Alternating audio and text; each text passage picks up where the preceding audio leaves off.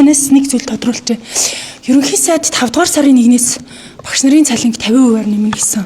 Тэгээ одоо яг төсөв маань гэвч багш нарын цалинг тавихын тулд 2-3 дугаар сарын цалинг тавихын тулд 4-5 сараас нь татаад тавьсан төсөв маань алд хэтэлтэй байгаа. Энийг яг яаж зохицуулж нэмэхээр байгаа вэ?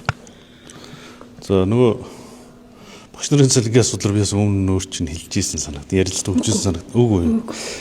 Энэ нөгөө их хурлаас 618 тэрбум төгрөг батлаад багш нарын цалинг 50% нэмэгдүүлээгээд шийдвэр нь гарцсан тийм ээ төсөв батлах үеэр. Тэгэнгүүт нэмэгдэхдээ яасан бэ гэхээр цалингийн 50% нэмээд тэгээ багш нарын нэг удаан жил ажилласан янз бүрийн нэмэгдлүүд байгаа шүү дээ тийм ээ. Тэрийг хуучин цалингасан суурь цалингаас аваа явуулсан. Тэгэхээр ингээд нэг цалингийн 2 ойлгомжгүй 2 цалин үүсээд за энэ маань одоо багш нарын боловсролын салбарынхны дунд асуудал үүссэн. За нөгөө багш нарын цалин нэмэх ёстой гэж шийдвэр гаргалтын яаж явсан бэ гэхээр боловсролын салбарын багш ажлагчдын гэдгээр нэмсэн.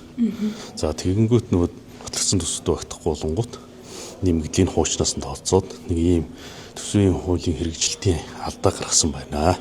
Тэгэхээр энийг бол одоо энэ нь бол боловсролын салбарт маш их асуудал болсон. За ингээд ерөнхий сайд чиглэл хүснээ дагуу боловсролын сайттай бид нар хамтарч ажиллаад хоёр талаасаа сууж байгаад энэ асуудлыг нэг цалин руу буюу яг одоо тэр их хурлын баталсан цалинг 50% нэмэх тэгээд нэмэгдлүүдийн шин нэмэгдсэн цалин дээрээс нь тооцохын нэг энэ аргачлалыг боловсруулад за 5 сарын 1-ээс бүрдгээр бид нар ажиллаж байна. За таны асууж байгаа тэр төсвийн хууль маань батлагдсан тийм ээ. За төсвийн алдагдал гэдэг бол яг нэг дөр улирлын эдийн засгийн эд хүчил нөгөө талдаа бид нар нөгөө 1-ээс 3 сарын хооронд манай эдийн засгийн хувьд тийм эд хүчилтэй сар биш. Одоо ингээд 4 сарын 1-ээс дулааны бүтээн байгуулалтын улирлууд эхлээд эдийн засаг маань эд хүчлийг нэмэгдэнэ. За энэ хэмжээгээр бид нар энэ алдагдлаа онцгохэд төсвийн хүрээндээ буцаагаад аваад ирчих боломж олох тэр хэм түвшинд нь авцрахаар ажиллаж байна. Энэ хүрээндээ бол одоо татврын орлого, айлын орлогоо нэмэгдүүлэх, за хил бонтын асуудал гэдэг энэ дээр бол одоо сангийн сайдын хувьд албан даалгавар гаргаад ажилчийн төсвийн орлогоо бүрдүүлэх чиглэл. За энэ дээр юм асуудал. Нөгөө талдаа юу гэхээр зэрэг боловсролын салбарын сайдын одоо төсвийн ерөнхийлөн захирагчийн хүрээнд батлагдсан нийт төс боо шүү дээ.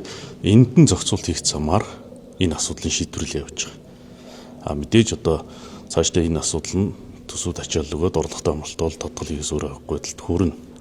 Гэхдээ тэр байдал руу оруулахгүй нь бол бид нар орлогын бүрдүүлэлт талдаа илүү анхаарч байна. За төсвийнхөө ерөнхийлөн захирагчийн багцын хүрээнд энэ асуудлыг шийдэж явж байгаа гэж байна. Багшлаас нь тэгэхээр нэлээд хэдэн зүйл хасж ийж багш нарын цалин нэмэх нь шүү дээ. Одоо сургуулийн барилгуудаас эсвэл хөрөнгө оруулалтаас биш ер нь урсгал зардал одоо төсвийн ерөнхийлөн захирагчийн өөрийнх нь багц дотор юу байна тийм ээ. Энэ бүгдийн зохицуулт хийгээл одоо 5 сарын 1-нд бид нар эцэлээд энэ асуудлыг шийдэв. Төсөв тодотгол хийхээр бол төсвийн доктортой байдлын тухай хуулийн дээр төсвийн хүрээний дунд хүрээний мэдээллийг бол одоо 5 сарын 1-нд өргөн бариад 6 сарын 1-нд батлах хэрэгтэй тийм үү. За өнөөдөр одоо манай засгийн газрын хурлаанаар сая энэ асуудлыг хилцээд өргөн барихаар болж байна. За ингээд төсвийн дунд хүрээний мэдээллийг баталснаас 3 сарын дотор тодтол хийхийг хуулиараа хориглосон баг. Тэгэхээр бид нар одоо 6 сарын 1-нд гэхээр 8 сарын 1 хүрж иж хийх тийм хуулийн зохицуулт байна. Магадгүй тэрнээс өмнө өөр одоо зайлшгүй хийх шаардлага гарвал тухайн үед нь одоо хуулийн асуудлыг яаж одоо зохицуулах вэ гэдэг энэ бол улсын хурлаар л хэлцэгдэх асуудал.